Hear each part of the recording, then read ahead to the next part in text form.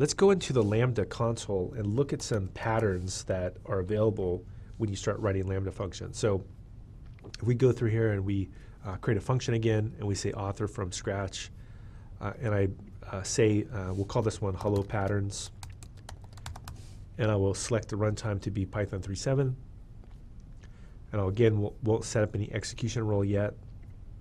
What happens, again, when you first create this Lambda function here is that in addition to editing the source code, another thing that you'll want to look at is how do you want this Lambda to be called? One way is that you can call a Lambda function by calling it inside of the console itself and just testing it. You also could have Python code via, let's say, the Boto SDK, call a Lambda function. Or what's more common is that you'll actually have a pattern where you have an event-based Lambda. And really, this is the future of serverless engineering, and why it's so powerful is that in the old days, what you would do is you would go through and have a web server, and the web server would be running, and a user would request something, and it would return back the results because the server is always running.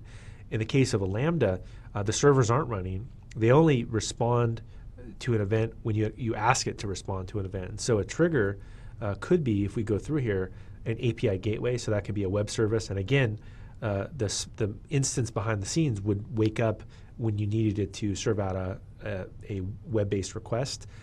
Also, you could do the same thing with an IoT device as well. You could have a trigger here where you have let's say, a Raspberry Pi or some kind of a small edge-based device, and it sends a payload, and that wakes up a Lambda. Alexa, you could also have Alexa set up where you ask Alexa to do something, and then it goes through and it calls a Lambda behind the scenes. Application load balancing is another example.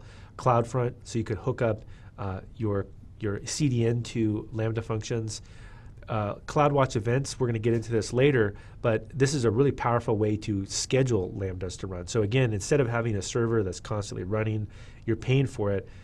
What'll happen is if you set up, let's say, a daily event, it'll trigger the Lambda to do something, it does its work, and then it goes back to sleep again. So this is a very powerful pattern for data engineering.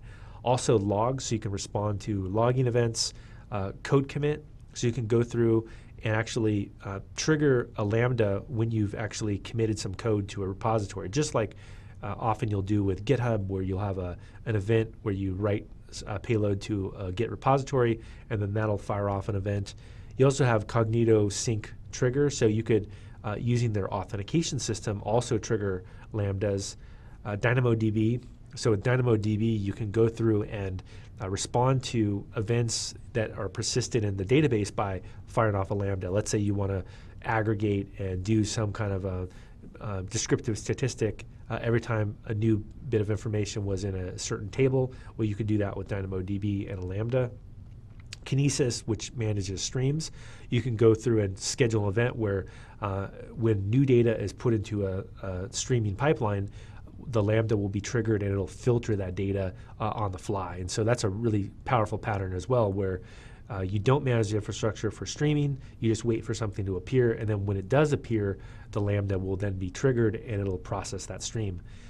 S3 is probably one of the more common and powerful event-based approaches to Lambda as well. A really good example is you could put a file, let's say an image file in S3, you could tell a Lambda function to listen to that bucket, and as soon as an image is placed in that bucket, the Lambda would fire, and let's say it could reprocess and make the image a smaller image, or maybe you could change a color scheme on the image or transform it in some way or do some kind of machine learning operation.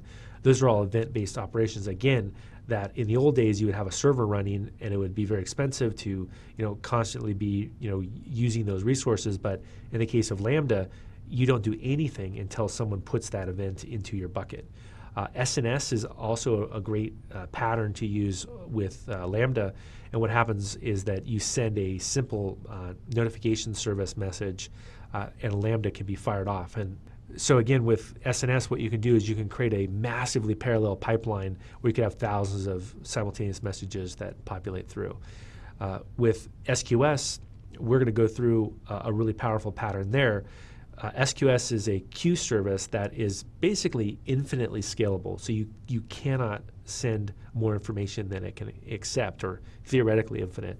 And you can have a Lambda function waiting on that queue, doing nothing, asleep. You're not getting charged for it. And as soon as a message comes in, the Lambda then gets fired, pulls the messages off of the queue, and then processes things. So really, this is the big, powerful thing that Lambda does. It can be triggered to respond to an event. Finally, a newer service as well is Event Bridge, and there's some examples where you could wire into analytics monitoring like Datadog, or a login service, or PagerDuty, or Segment. There's all these other third-party systems that also can wire in via this Event Bridge as well. So the serverless ecosystem has many different patterns and many different approaches to it, but probably the most predominant pattern is this trigger-based pattern where it responds to an event.